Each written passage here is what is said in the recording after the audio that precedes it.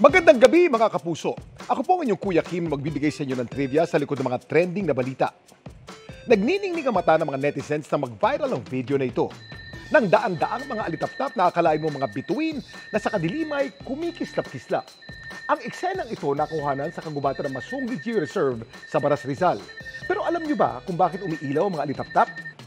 Ang mga alitap-tap isa na marahil sa pinakasikat na bioluminescent organism sa lupa.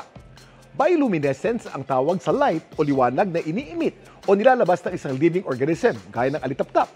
Resulta ito ng isang chemical reaction sa loob ng kanilang katawan. Nangyayari ito kapag ang oxygen nakocombine sa calcium, ATP o adenosine triphosphate at sa chemical na luciferin. Ginagamit nilang ilaw na ito bilang pandepensa sa mga predator, pati na sa paghanap ng mate o kapareho. Samantala, para malaman ang trivia sa likod ng viral na balita, i-post o i-comment lang, #Kuya Kim. Ano na? Laging tandaan, importante ang may alam. Ako po si Kuya Kim at sagot ko kayo 24 oras.